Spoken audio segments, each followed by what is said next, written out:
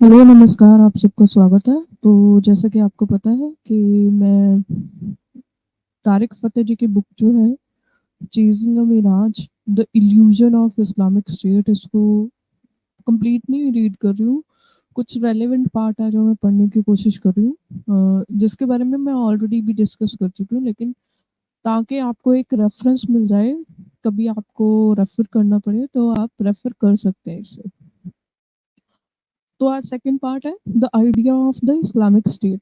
जो Islamic state है उसका आइडिया क्या है, वो तारिक फ़तेह जी के पॉइंट ऑफ व्यू से जो है वो जो लिखते हैं वो मैं पढ़ रही हूँ और समझा मतलब थोड़ा-सा एक्सप्लेन करने की कोशिश करूँगी। डिस्क्लेमर मैं पहले ही देना चाहती हूँ कि तारिक फ़तेह के पॉइंट ऑफ व्यू से मेरी थोड़ी डिसएग्रीमेंट्स हैं। तो इवन दो के तारक फ़तेह जी के साथ मेरी डिसएग्रीमेंट है बहुत सारे टॉपिक्स पे, जो उनका इस्लामिक थियोलॉजी पे उनका स्टैंड है। स्टिल मैं उनको आपके सामने उनका जो पॉइंट ऑफ व्यू है वो प्रेज़ेंट कर रही हूँ, क्योंकि इवन दो हमारे डिसएग्रीमेंट हों, लेकिन हमें जिससे डिसएग्रीमेंट है उसका पॉइंट ऑफ व्यू भी पढ़ना चाहिए, क्योंकि जब तक हम पढ़ेंगे नहीं, जब तक हम पूर्व पक्ष नहीं करेंगे, तब तक हम उत्तर पक्ष दे नहीं सकते। तो ये मेरा पॉइंट ऑफ व्यू है कि हमें पढ़ना चाहिए उनका। तो तारिक फ़तेह जी का क्या लिखते हैं आइडिया ऑफ इस्लामिक स्टेट, उसको पढ़ते हैं। To the average non Muslim any country with a Muslim majority population is viewed as an Islamic state. This is only partially true and depend on whose definition of an Islamic state is used.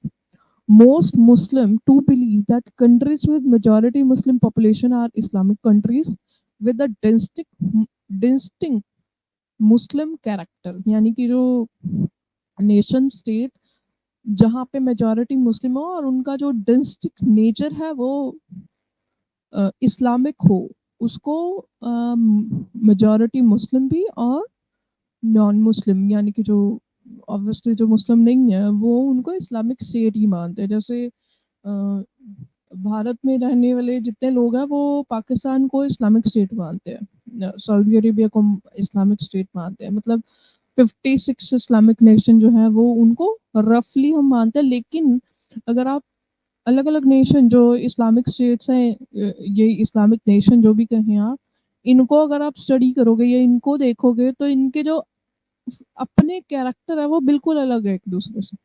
तो यानी कि यहाँ पे ये समझाने की कोशिश करें कि कोई एक एक डेफिनेशन नहीं है इस्लामिक स्टेट की। However, this is not how the Islamists see the world. From the perspective of those who follow the doctrine of Wahhabism or Salafi Islam, or even the ruling Ayatollahs of Iran, a country can be labeled an Islamic state only if it is governed by law of Sharia. Thus, neither Turkey nor Indonesia is an Islamic state in the eyes of Islamists. यहाँ पे Islamist किनको बोला जा रहा है? जो radical mindset होते हैं, क्योंकि अगर अगर आपने फर्स्ट इसका जो मैं पहले पार्ट आ चुका है मेरे चैनल पे, उसको जाके सुनेंगे तो आपको समझ में आएगा यहाँ पे इस्लामिस्ट तारिक फ़तेह जी के पॉइंट ऑफ व्यू से क्या डेफिनेशन है। उसको जो अगर आप जाके सुनेंगे तो आपको डेफिनेशन वो क्लियर हो जाएगी। Maududi, one of the main proponents of an Islamic state in the past century, in his book Islamic Law and Constitution, possessed the question, what are the fundamental objects for which Islam advocates the establishment of an Islamic state? Answering himself, Maududi quote two verses of Quran suggesting that they required the establishment of Islamic state. Certainly, we sent our messenger with clear arguments and sent down with them the book and balance so that the people may conduct themselves with equity. 57:25 ये कुरान की verse coat की गई है। यहाँ पे बताया गया कि जो मौदूदी हैं वो इंडियन सब कॉन्टिनेंट से थे। उन्होंने जब इस्लामिक स्टेट की डेफिनेशन दी, अब उनकी किताब का नाम भी यहाँ पे रेफर है, उस किताब को अगर आप जाके चेक करना चाहते हैं तो आप जाके कर सकते हैं। तो मौदूदी ने खुद को ही आंसर करते हुए कि इस्लामिक स्टेट का ऑब्जेक्टिव क्या है, और उसको आंसर करते हुए उन्होंने कुरान की दो वर्सेस जो है वो रेफर की। पहली 57:25, and these Muslims who are being permitted to fight are people who should we establish them in land will keep a prayer and pay the poor rate and enjoy good and forbid evil 20 to 41। यानी कि ये दो versus के accordingly उन्होंने इसका answer दिया। Nowhere in these versus, अब यहाँ पे जो आंसर है मौदूदी का वो ऊपर आपने सुन लिया, उन वर्सेस को जाके आप चेक कर सकते हो, क्रॉस चेक कर सकते हो।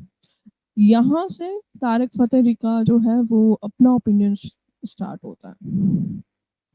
Nowhere in these verses of Quran does God ask or authorize the creation of an Islamic state. Yet from the same verses, Maududi concluded that God command the creation of such an entity। यानी कि यहाँ पे तारक फतेह जी argument दे रहे हैं कि जो ऊपर versus दी गई इसमें कहीं पे भी इस्लामिक स्टेट की कोई बात नहीं कही गई है कि इस्लामिक स्टेट होगा तो उसके ये जो है ये उसके ऑब्जेक्टिव होंगे according to Tariq Fateh.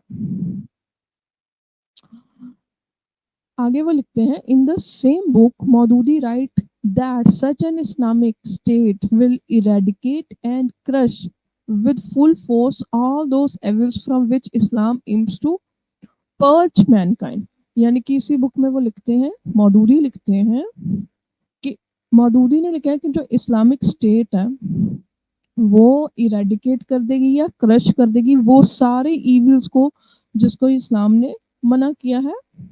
Okay, in this one sentence Maududi reveals the true objectives of Islamism: the urge to eradicate, crush, purge lies at the heart of their obsession with an Islamic state। When Sudan hanged Taha, the Islamic State was doing precisely what Maududi had predicted.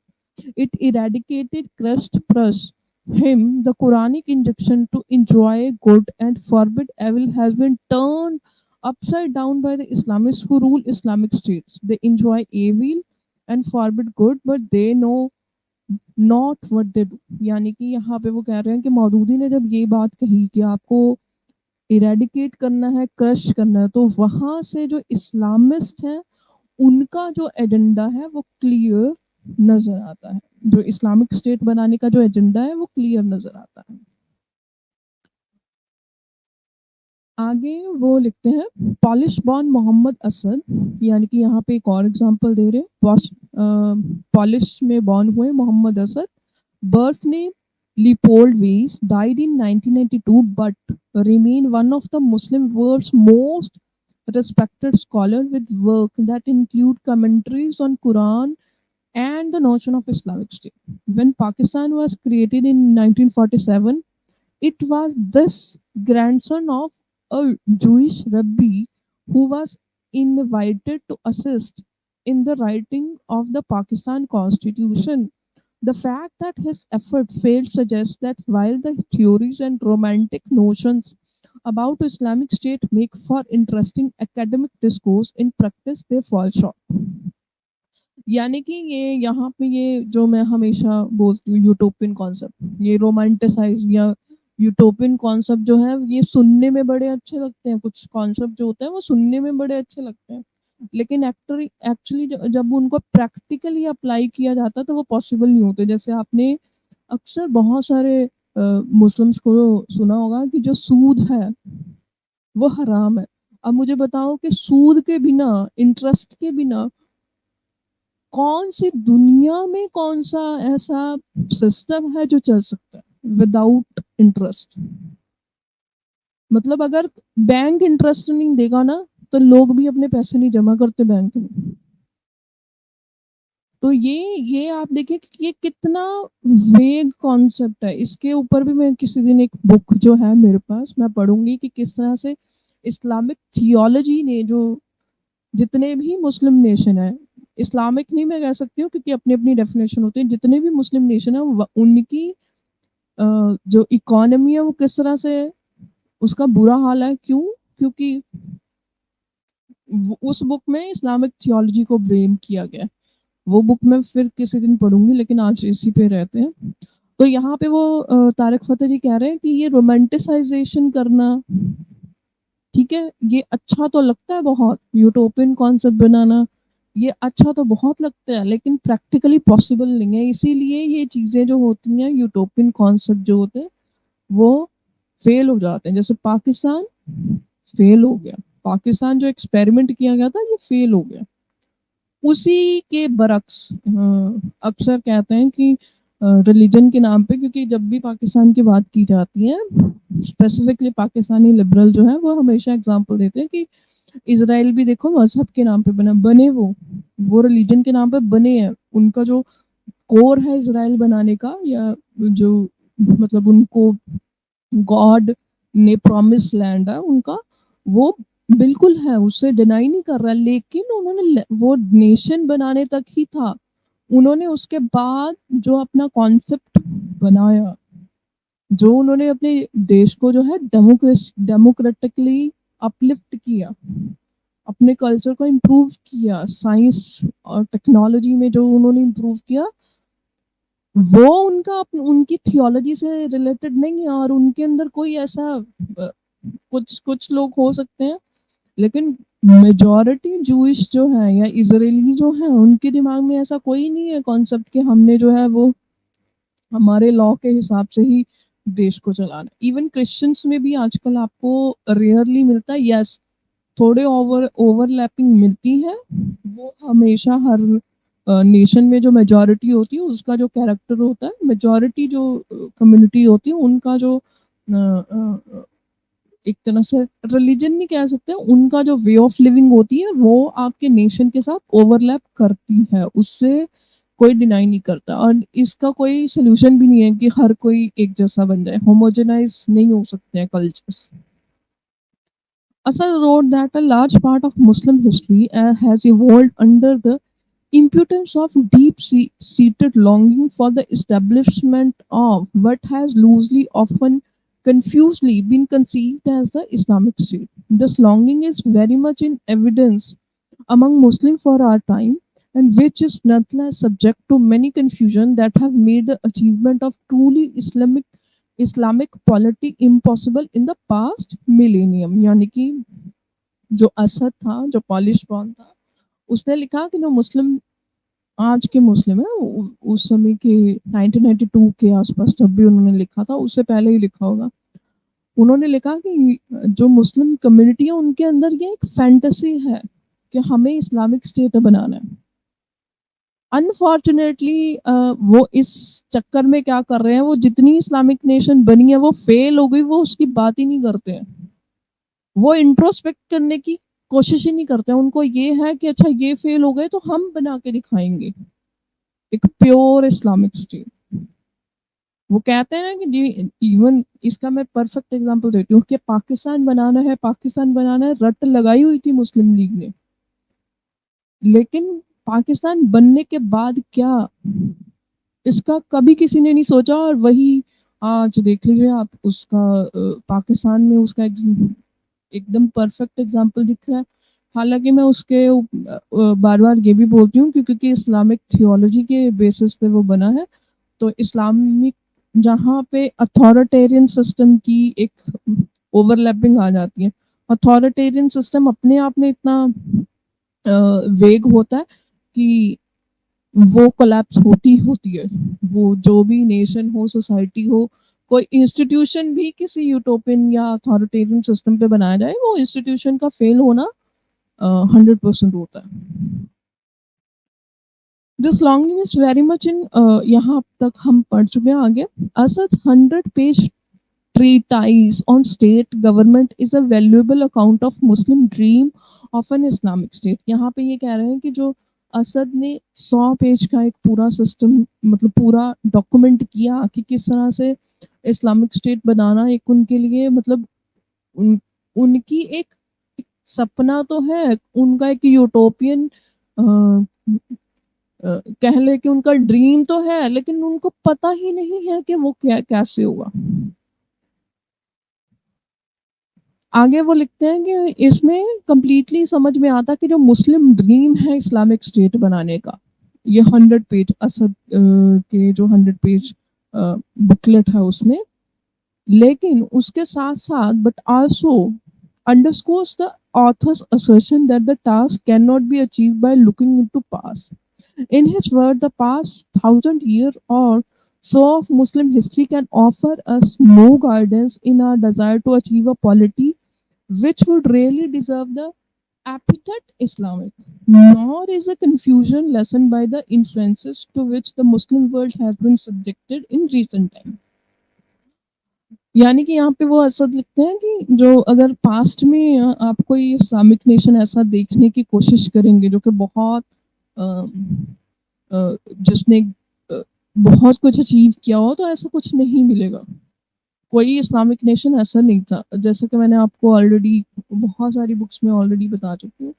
Ottoman empire का please कोई comment section में आके मत लिखना कि Ottoman empire जो है वो बहुत था, वहाँ पे भी बहुत सारी प्रॉब्लम्स थी, उसकी कोई बात नहीं करता है।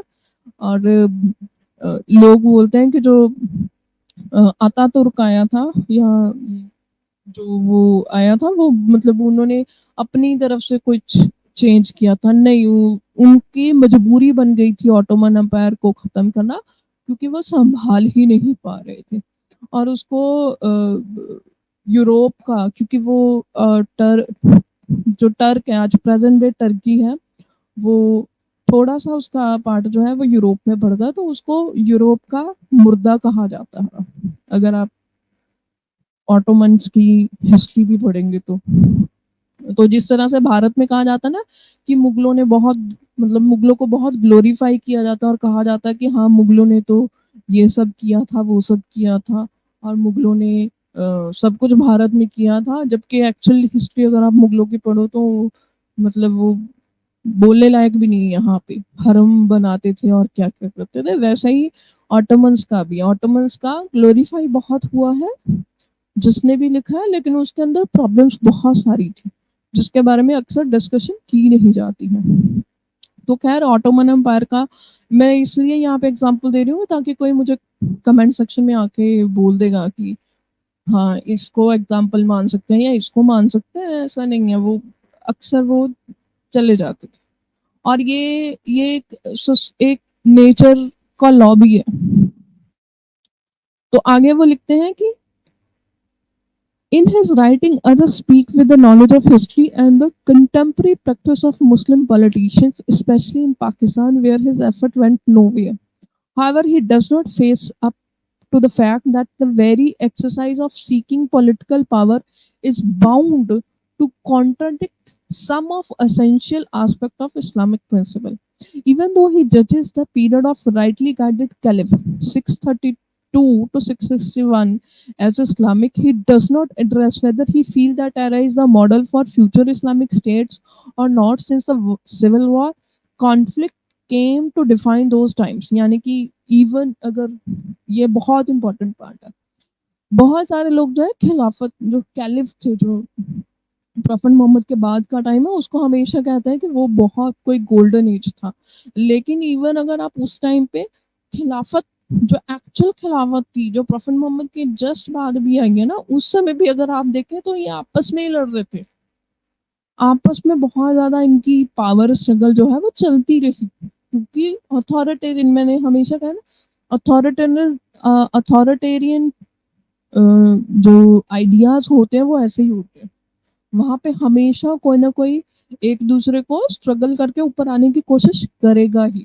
प्लूरलिस्टिक तो है नहीं ये नेचर में कि हाँ 10 लोग या 4-5 लोग जो है वो बैठ के डिस्कशन करें और आपस में जो है पावर शेयर करें। नहीं, यहाँ पे हमेशा क्योंकि एक अथॉरिटी रहेगी तो उसमें हमेशा जहाँ पे भी ये आ जाएगा ना कि एक अथॉरिटी रहेगी, तो वहाँ पे हमेशा ये रहेगा ही रहेगा, वहाँ पे कॉन्फ्लिक्ट चलेगा ही चलेगा।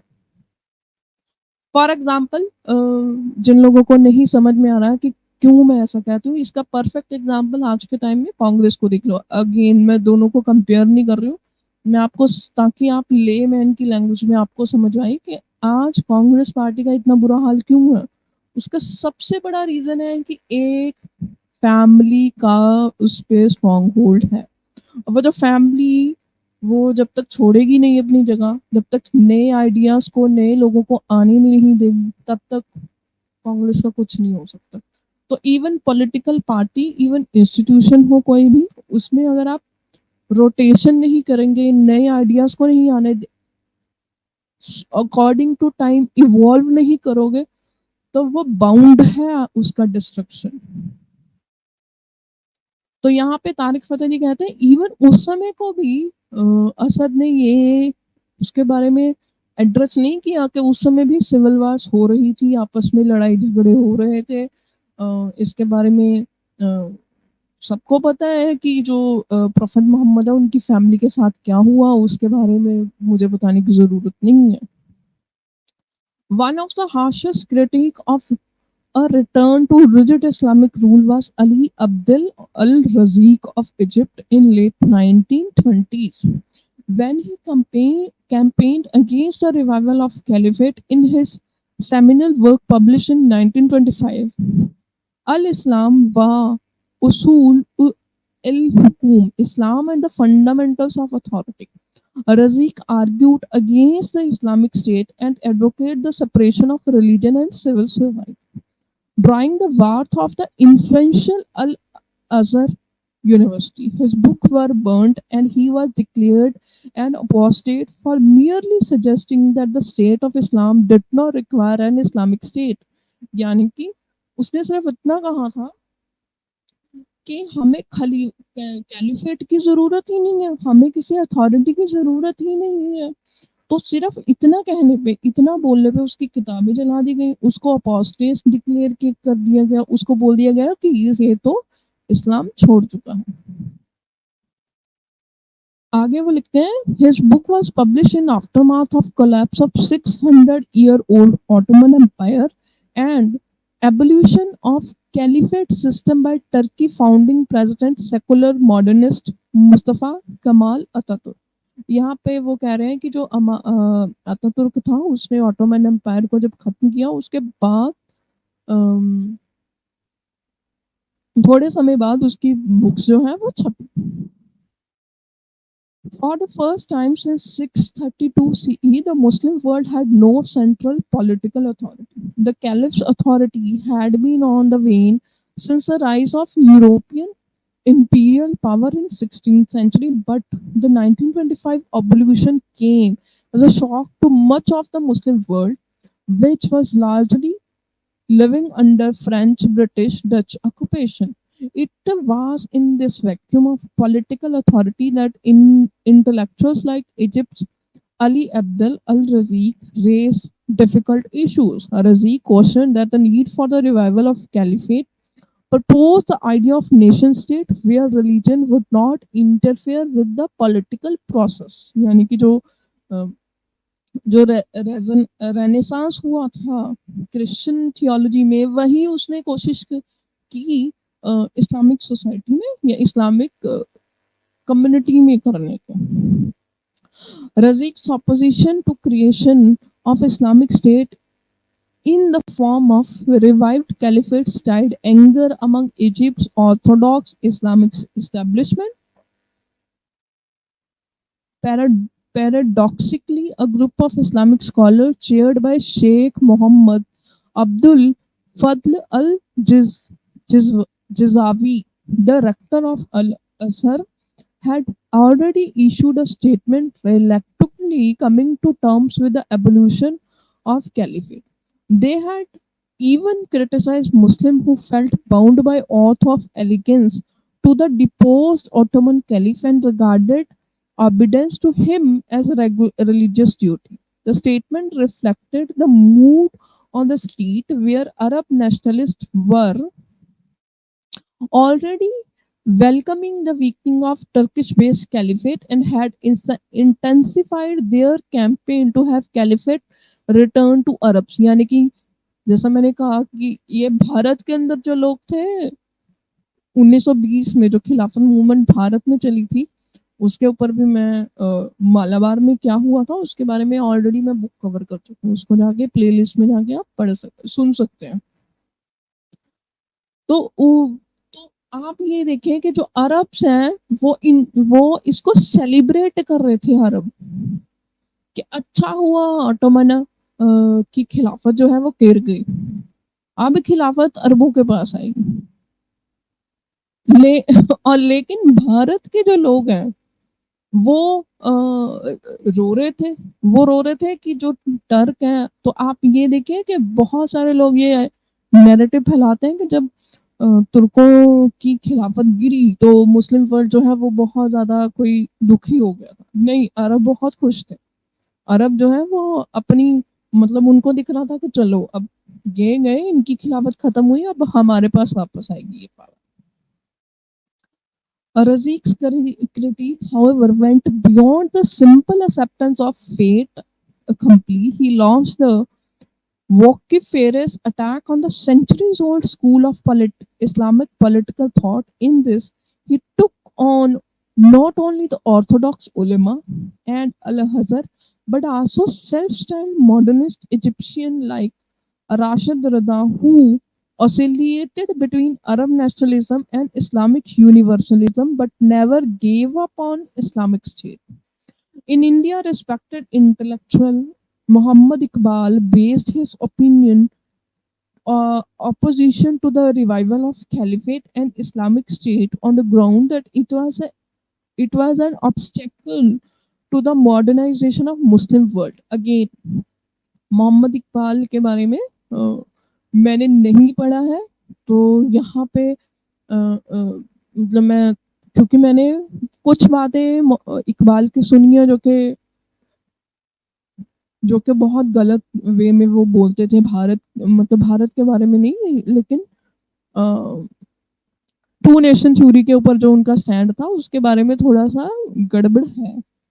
तो मोहम्मद इकबाल के जो ओपिनियंस है उसको आप क्रॉस चेक कर लीजिएगा प्लीज़। क्योंकि मैंने इतना नहीं पढ़ा, जब मैंने पढ़ा नहीं है तो मैं उतना बोल नहीं सकती हूँ।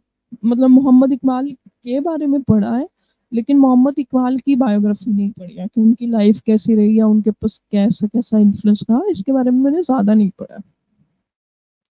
लेकिन यहाँ पे अकॉर्डिंग टू तारिक फ़तेह वो कह रहे हैं कि मोहम्मद इकबाल जो है वो ऑपोज़िशन कर रहे थे, कैलिफेट का भी और इस्लामिक स्टेट का भी।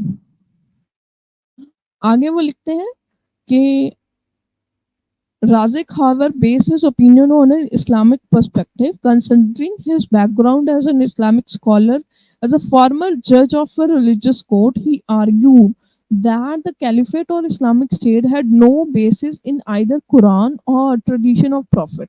He rightly argued that Quran makes no mention of Caliphate and evoked the verse that said we have neglected nothing in the book. यानी कि यहाँ पे वो कह रहे हैं कि जो राज़िक था, जो इजिप्शियन इस्लामिक स्कॉलर था, वो इस्लामिक पॉइंट ऑफ व्यू से बोल रहा था कि कुरान में और जो प्रॉफेट मोहम्मद की जो ट्रेडिशन है, जिसको हदीस में बोला जाता है, उसमें कैलिफेट का कहीं भी ज़िक्र नहीं है। यानी कि प्रॉफेट मोहम्मद ने कहीं भी नहीं कहा है कि कैलिफेट होनी चाहिए या नहीं होनी चाहिए।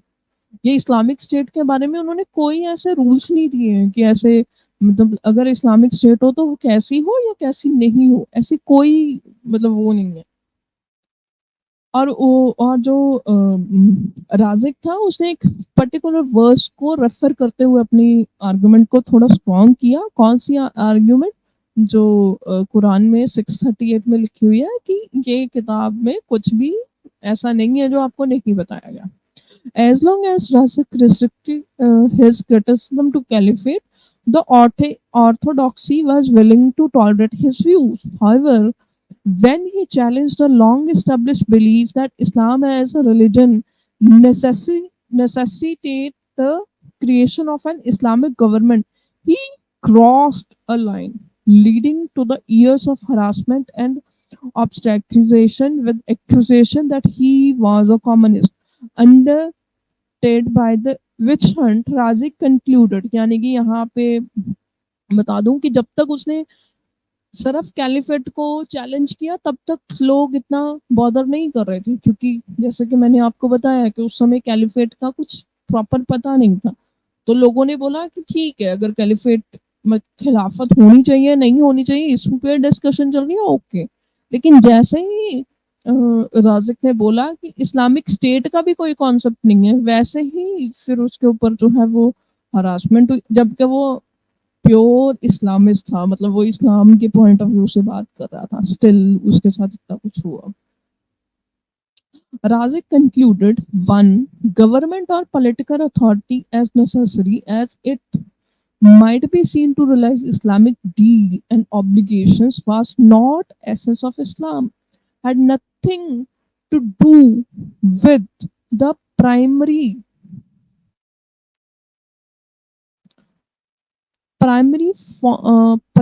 principle of faith. Second, Islam left Muslims free to choose whatever form of government they felt could solve their day-to-day problem, with civil society minus an official state religion being best able to offer such a solution. यानी कि यहाँ पे दो points जो है basically Rajak ने कहा कि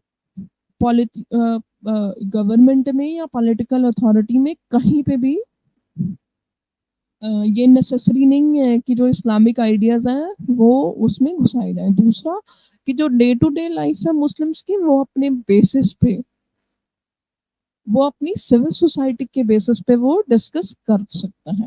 Rajik clamored for the depoliticization of Islam, claiming that the only beneficiary of Islamic State were the tyrant who ruled Muslim population, who were able to silence opposition by getting the ulama to declare the opposition to their government was opposition to Islam. I agree to this point. Even though के राजक के कुछ arguments से मैं agree नहीं कर रही हूँ, लेकिन ये जो आर्गुमेंट है राजक का मैं इससे 100% एग्री करती हूँ। क्यों?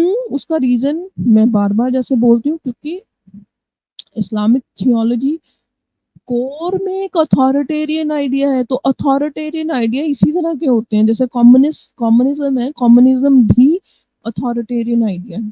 तो ये क्या करते हैं कि ये कम्युनिस्ट क्या करते हैं कि communist with in the communist community अगर कोई उनसे कोई सवाल पूछे तो उसको कैंसिल कर दिया जाता है। जैसे आजकल आप देख रहे हो ना कि जो लेफ्ट है आजकल, वैसे तो राइट में भी ये चीजें आ गई है, लेकिन बेसिकली लेफ्ट विंग में अगर आप देखेंगे तो जो भी इवन जो लेफ्टिस्ट है, लिबरल है, वो उनके स्टैंड पे अगर कोई क्वेश्चन कर देता है या उनके साथ कोई डिसएग्रीमेंट कर देता है तो उसको निकाल देते हैं। और ये मैं कोई कॉमन सोशल मीडिया की बात नहीं कर रही हूँ, ये मैं जो लेफ्ट एलीट है उनकी बात कर रही हूँ। जैसे इवन दो कि मैं बरखा दत्त की कोई फैन नहीं हूँ, इवन दो कि मैं प्रणब मुखर्जी की कोई फैन नहीं हूँ, लेकिन आप देखिए अभी प्रणब मुखर्जी की जो बुक आई है जो उनकी बेटी ने लिखी है उनकी डायरी के बेसिस पे, उस बुक को अगर आप उस बुक के आने के बाद देखिए जितने भी लेफ्टिस्ट हैं वो सारे के सारे प्रणब मुखर्जी पे, जबकि जब वो प्रणब मुखर्जी प्रेसिडेंट थे तब बहुत उनकी तारीफें करते थे।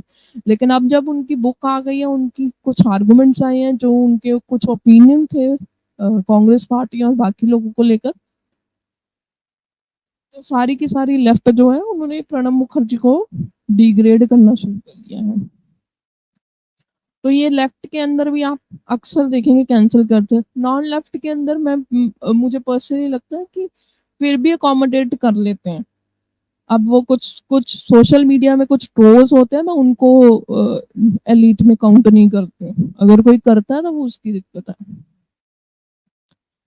In India Islamist over to Muhammad Iqbal's legacy and he was appropriated as thinker behind the creation of an Islamic state। यानी कि भारत में अकॉर्डिंग टू तारिक पता उन्होंने कहा कि मोहम्मद इकबाल की बात कुछ और कही थी, लेकिन उनकी बातों को ट्विस्ट करके उनको इस्लामिक स्टेट का एक थिंकर मान लिया गया। हालांकि उस पर काउंटर आर्गुमेंट भी हो सकते हैं, लेकिन वो आज का टॉपिक है नहीं। Razik, on the other hand, faced a lifetime harassment from the Egyptian Islamists who denounced him as blasphemer। यानी कि लाइफ टाइम राजिक को जो है वो जेल में रहना पड़ा। इजिप्शियन इस्लामिस्ट ने उनको जेल में डाल दिया और ब्लास्फेमी उनके ऊपर लगा दी। Across the Mediterranean, Atatürk had been moving slowly towards setting up the Republican secular state of Turkey. Months before formally abolishing the caliphate, he said,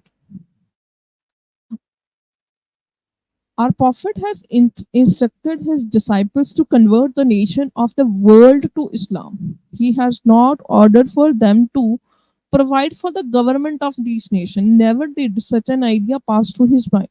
Caliphate means government and administration. The notion of a single caliphate exercising supreme religious authority over all Muslim people is one which has come out of the books, not reality. यानी कि उस Ataturk ने caliphate को denounce करने के लिए कह दिया कि प्रॉफिट ने तो ये कहा ही नहीं। हालांकि जब तुर्कों को फायदा हो रहा था इस चीज का तो अ, खिलाफत बना के बैठे हुए थे, लेकिन जब उनको लगा कि नहीं हम यूरोप के साथ टैकल नहीं कर पा रहे हैं, उस समय इसको यूरोप का मुर्दा कहा जाता था ट्रेड को, जैसे मैंने पहले भी बताया। जब लगा कि हमें इससे फायदा नहीं है तो इसको छोड़ दिया। ठीक है। The movement to restore the Ottoman Caliphate was strong in India under the leadership of none other than Indian nationalist Mahatma Gandhi. यानी कि यहाँ पे वो महात्मा गांधी की बात कर रहे हैं, इसके बारे में ऑलरेडी महात्मा गांधी ने तो कैलिफेट को मतलब जिन, जिन ऑटोमन्स जो है जो तर्क है वो कह रहे हैं कि हमें जरूरत नहीं खिलाफत की, हमें आगे जाना है। महात्मा गांधी खिलाफत को सपोर्ट कर रहे हैं। As in Egypt, Muslims in India were taken back by abolition of century-old institution, while many among the 70 million strong Indian Muslim community saw the end of caliphate as grave setback. Intellectuals such as thinker poet Iqbal supported Ataturk's abolition of caliphate, suggesting that the Turk had made effective use of Islamic tradition. Ijtihad. The Ottoman Caliphate, Iqbal said, had long become a symbol of Muslim statehood in the name only, as not even the next door Iranian accept the sovereignty of Ottomans। यानी कि इकबाल ने ये कहा था कि जो Ottoman थे वो सिर्फ नाम के लिए जो है मुस्लिम स्टेटहुड नाम के लिए था, क्योंकि जो ईरान था वो तो उनको मानता ही नहीं था, वो तो उनकी सॉवरेनिटी को मानता ही नहीं था।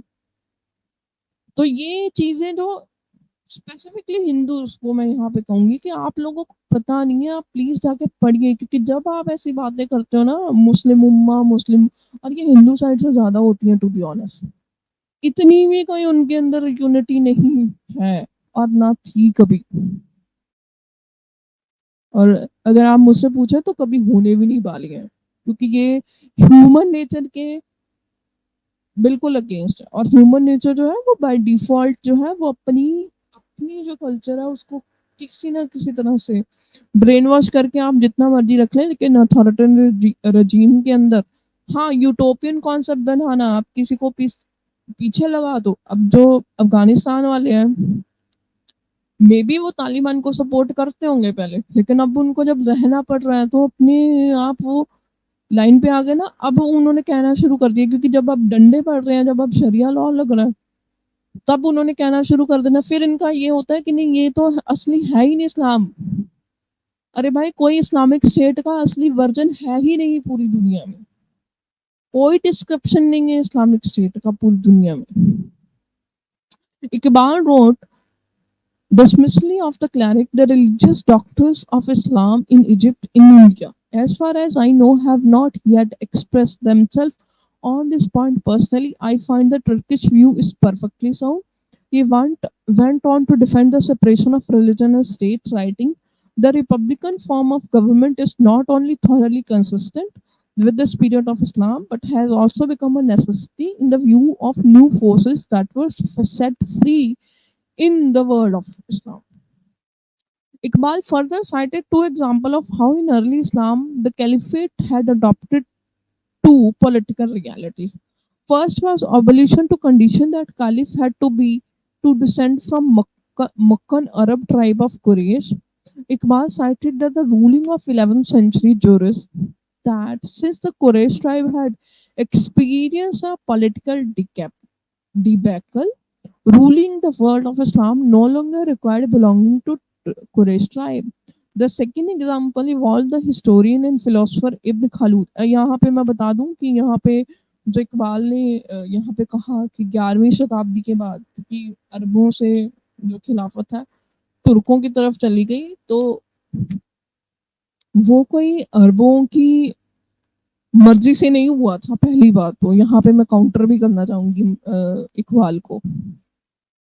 इसके बारे में के.एस. लाल जी की बुक है, जो मैंने अपने चैनल पे भी पढ़ी है। अगर आप खुद से पढ़ना चाहें, उनकी पूरी सेट ऑफ बुक्स है, उनका काफ़ी सारे वॉल्यूम्स लिखे हैं उन्होंने इस्लामिक हिस्ट्री पे भी, और इंडिया के स्पेसिफिकली, लेकिन उसमें इस्लामिक हिस्ट्री वर्ल्ड ओवर की जो है वो डिस्कस होती है। तो अगर आप उन बुक्स को पढ़ेंगे तो आपको क्लियरली समझ में आ जाएगा कि ये जो 11वीं शताब्दी में शिफ्ट आया था, ये कोई अरबों की मर्जी से नहीं आया था, क्योंकि टर्क इतने ज्यादा बढ़ गए थे स्लेव्स के, उन्होंने टेक ओवर कर लिया।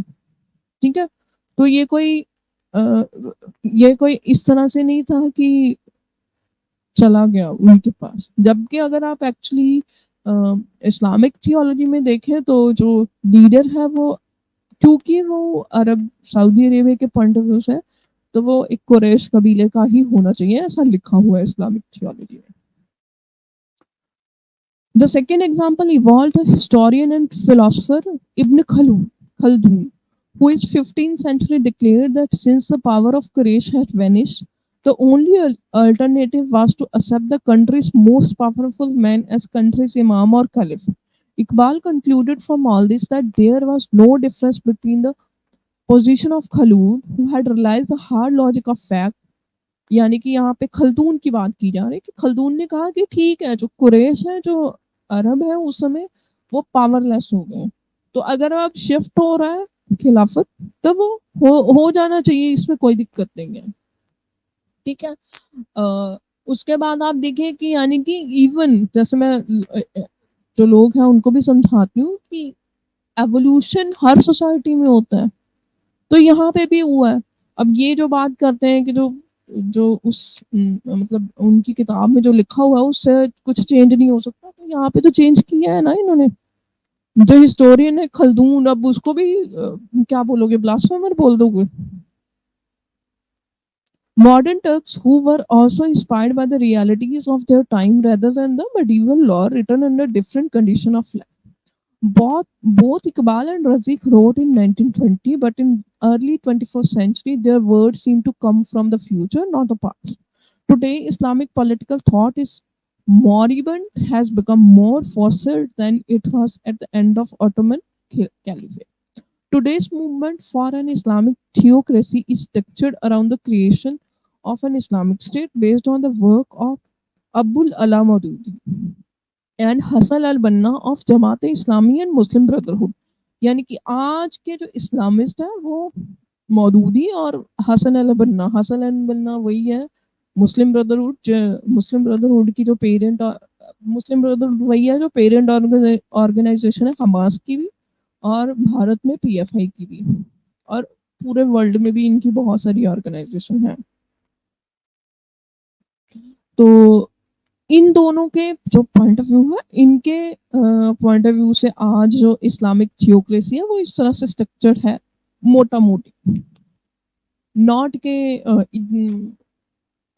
मतलब 100% ऐसा नहीं है, लेकिन जैसे सऊदी अरेबिया वो एक्सेप्शन है, वो मुस्लिम ब्रदरहुड को जो है वो मानते हैं कि मुस्लिम ब्रदरहुड जो है वो गलत कर रही है, वो मतलब इस्लाम के पॉइंट ऑफ व्यू से गलत कर रही है।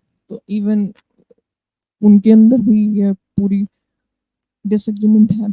Their view remain in sharp contrast to their more urban and secular contemporaries. As a straw for an Islamic state that rejected the ideas of universalism, instead embracing the self-righteous supremacy of Islam at the expenses of others. Iqbal was an early convert to Ataturk's republican secularism. In his seminal work, The Reconstruction of Religious Thought in Islam, Iqbal wrote, such is the attitude of modern Turk, inspired as he is by the realities of experience, not by scholastic reasoning of jurists who lived and thought under different conditions of life. To my mind, these arguments, if rightly appreciated, indicate the birth of an international ideal which, forming the very essence of Islam, has been hitherto overshadowed or rather displaced by Arabian imperialism of earlier centuries in Islam। यानी कि इकबाल ने सीधा सीधा जो अरब थे उनको बोल दिया कि जो अरब है उनके इंपीरियलिज्म ने तो गलत किया।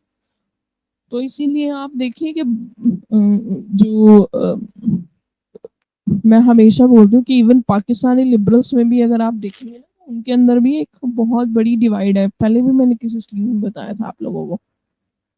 कुछ पाकिस्तानी लिबरल है वो प्रो टर्क है, यानी कि वो तुर्कों को अपना आइडल मानते हैं। कुछ नॉट वैसा ही नहीं जैसे जियाउल हक मानता था कि जैसे वैसी आइडेंटिटी बनानी है, थॉट प्रोसेस के हिसाब से बोल रही हूँ। कुछ पाकिस्तानी लिबरल है थॉट प्रोसेस के पॉइंट ऑफ व्यू से वो तुर्कों को अपना आइडियल मानते हैं। कुछ पाकिस्तानी लिबरल हैं जो पर्शियंस को अपना लिबरल मानते हैं, उसमें से एक पर्शियन को मानने वाले या ईरानियन को, ईरान को मानने वाले, जो अपने आप को अपना आइडल मानने वाले थॉट प्रोसेस में। उनमें से एक के अजीज है जिनकी मैंने किताब अपने चैनल पे भी पढ़ी है। मैंने उनकी बाकी किताबें भी पढ़ी है, तो वहां से उनके बहुत ज्यादा झलकता है कि अम, वो उनको तो ग्लोरीफाई करते थे, या उनको जो है वो मेंटली उनको बहुत फॉलो करते थे। कुछ जो लोग हैं वो अरबों के मतलब वो हैं कि अरबों को सुपीरियर मानते हैं। तो ये डिवाइड पाकिस्तान के अंदर आज तक है, क्योंकि यहाँ पे इकबाल की बात हो रही है। तो Iqbal considered the end of the caliphate as a trigger for an Islamic renaissance. He felt that the Jihad was necessary for the revival of Islam as an instrumental of moral awakening, what he referred to the spiritualization of the heart. When using the term Arabian imperialism, Iqbal was probably referring not just to early Umayyad Arab rule over non-Arab Muslim lands, but also to we non-Arab Muslim had been conditioned to see themselves, their language, cuisine, culture inferior to their Arab cousin. He supported the adoption of the Turkish language as a medium of prayer and the Quran by the young Turks. He wrote,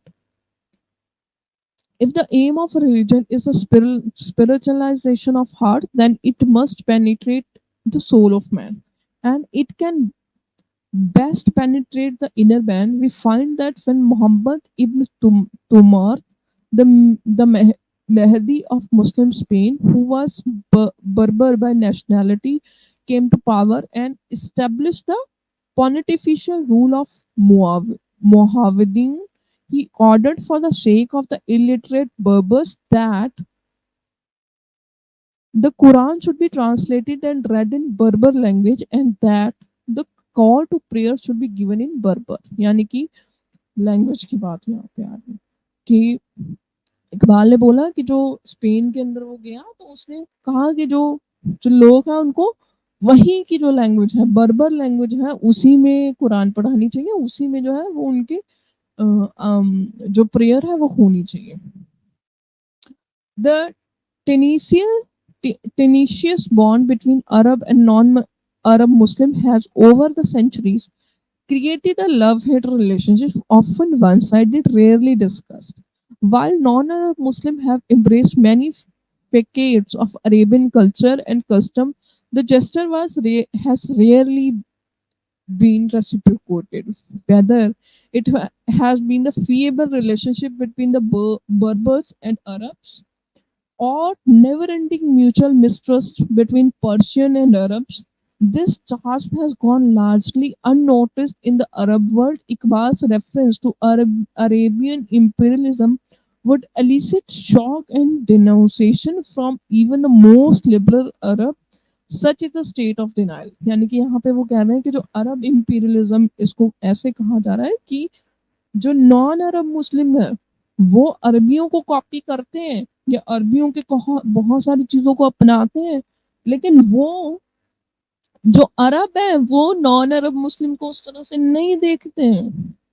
जैसे मैं कहना तो नहीं चाहूंगी, लेकिन Indian Muslims को अरब में क्या कहा जाता है, या पाकिस्तानी मुस्लिम्स जब जाते हैं अरब में उनको क्या कहा जाता है, तो आई डोंट थिंक कि मुझे बोलने की जरूरत है।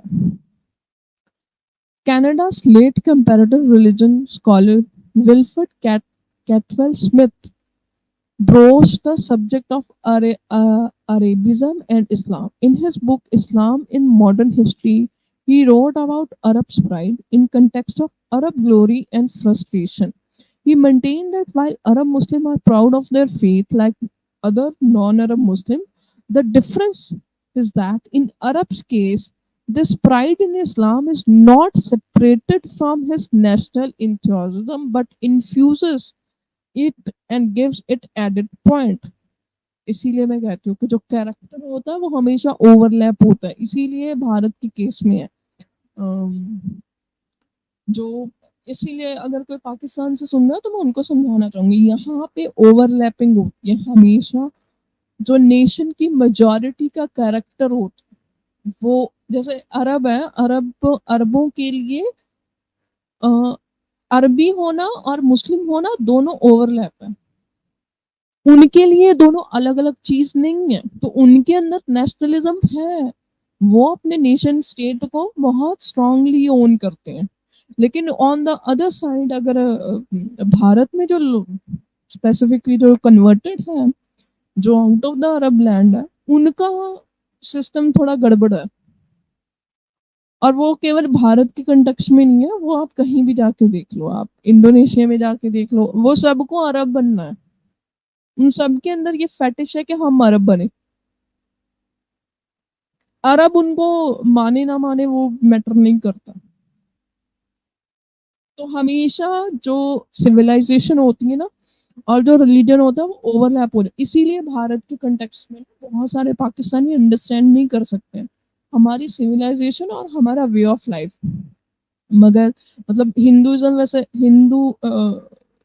वैसे तो रिलीजन नहीं है, लेकिन इवन अगर आप रिलीजन के पॉइंट ऑफ व्यू से देखना रहे तो वो हमारा ओवरलैप करता है हमारे कल्चर के साथ भी, हमारे फेस्टिवल्स के साथ भी, हमारे वे ऑफ लिविंग के साथ भी, हमारे नेशन के साथ भी, हमारी सिविलाइजेशन के साथ भी।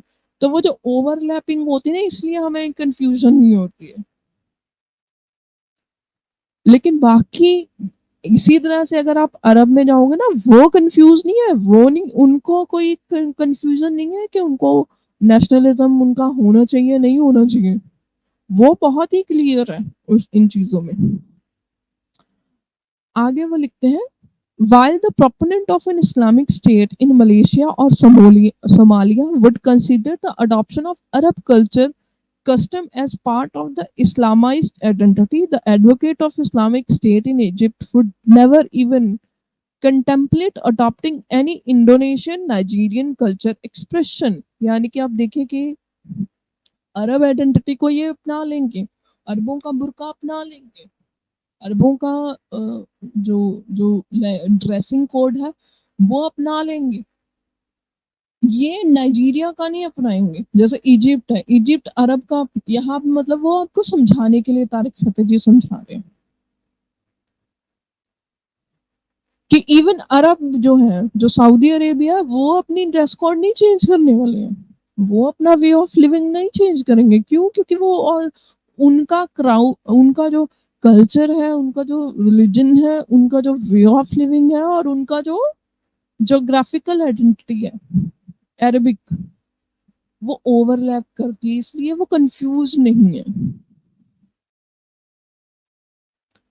आगे लिखते हैं, the dysfunctional nature of the relationship has manifested itself most adversely in South Asia and the Indo-Pakistani Muslim diaspora.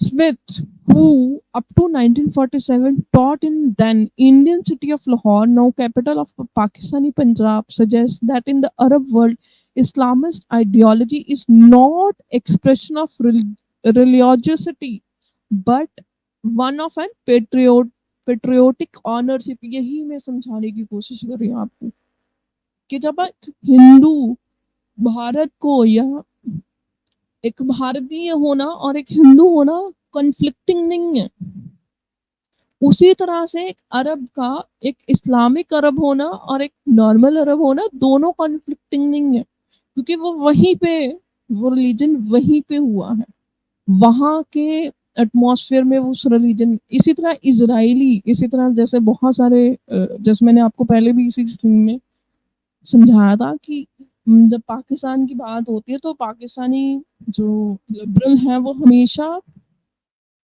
जो है वो हमेशा एग्जांपल देते हैं कि अच्छा पाकिस्तान को अगर आप क्रिटिसाइज कर रहे हो कि पाकिस्तान नेशन के रिलीजन के नाम पे बना, तो इजराइल भी तो बना इसी तरह से।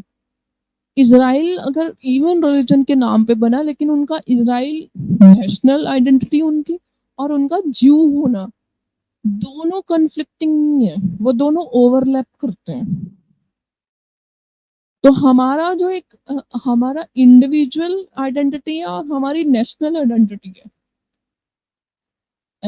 एज एन भारतीय, वो ओवरलैप करती है, इसीलिए हम कंफ्यूज नहीं है। आगे लिखते हैं वो, explaining how race and religion overlap in Arab Islam identity while being non-existent in Indo-Islamic, Persian Islamic distinctness. Smith writes, the synthesis is close. Identification at times unconscious of Islam and Arabism. On one hand, an Arab need not to be pious or spiritually concerned in order to be a proud Islam's achievement. On the other hand, Muslim Arab have never quite acknowledged, have never fully incorporated into their thinking, especially their feeling either that a non-Muslim is really a complete Arab or that a non-Arab is really complete Muslim.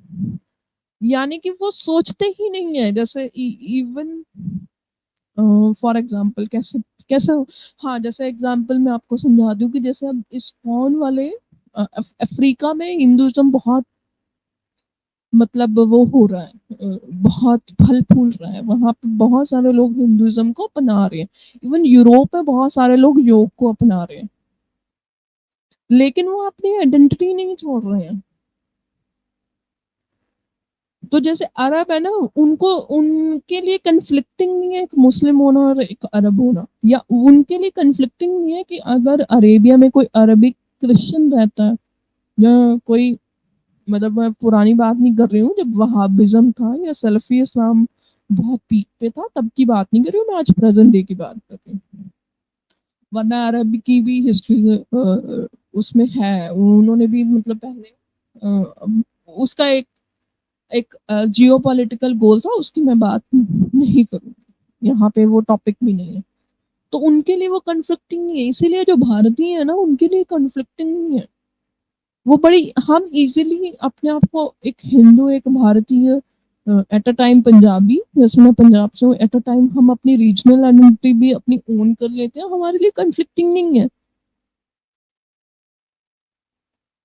लेकिन जो जो specifically Pakistani की बात करूँ, पाकिस्तानी जो है उनके लिए कन्फ्लिक्टिंग है, क्योंकि वो ना तो वो अरब बन पाए, ना ही वो इंडियन भारतीय सब कॉन्टिनेंट के रह पाए। तो आई होप कि आप लोग मेरी बात समझ रहे होंगे। Few in either the Arab or non-Arab Muslim world have talked about this Tasmin Ummah that find roots in the tribal or racial supremacy that was given legitimacy in early Islam. The abolition of caliphate was seen by many Muslim modernists as a chance to break free from the past and step into future. Iqbal was demolishing century-old custom mythologies that had fostered Islamic thought. He recognized the window of opportunity that came with the advent of Turkish modernism. He in envy saying the Muslim world emulating Turk by riding themselves as a shackle of medievalism. What he wrote about Turkey in 1920 still applies.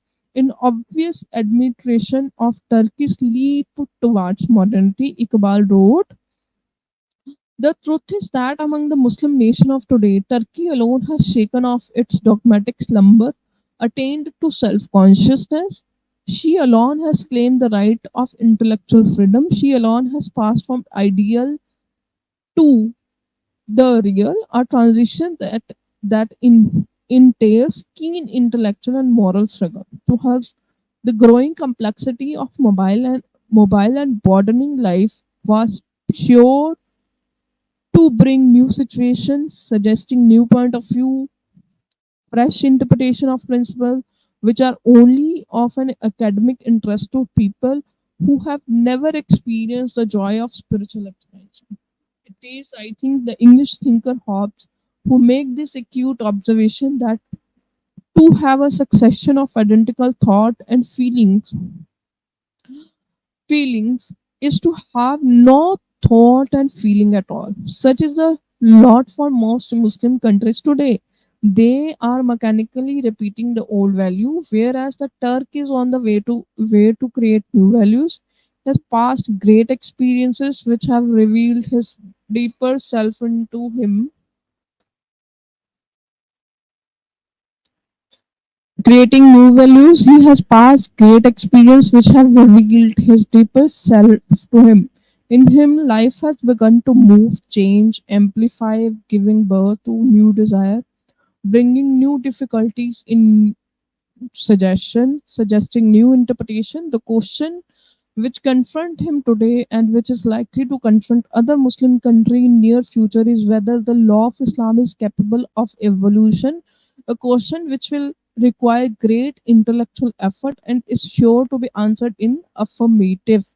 History shows that Iqbal's optimism was misplaced. Instead of Muslims taking the lead from him and the Egyptian Abul Razik, the baton was snatched by Islamists like India's Abul Ala Maududi and Egypt's Hassan al-Banna. Today, it is epitomized by the follower of Ayatollah Khomeini and the many shades of Islamist movement across the globe. The model of the contemporary Islamic State that they propose is strictly connected to the political movement of Islamist domination. तो यहाँ पे ये वाला part जो है वो खत्म होता है। देखूंगी अगर आगे का पार्ट कोई इंटरेस्टिंग हुआ तो मैं डेफिनेटली इस बुक को वही पार्ट जो है वो मैं कवर करने की कोशिश करूंगी, अदरवाइज मैं नहीं करूंगी। तो यहाँ पे जो है आज की स्ट्रीम खत्म होती है।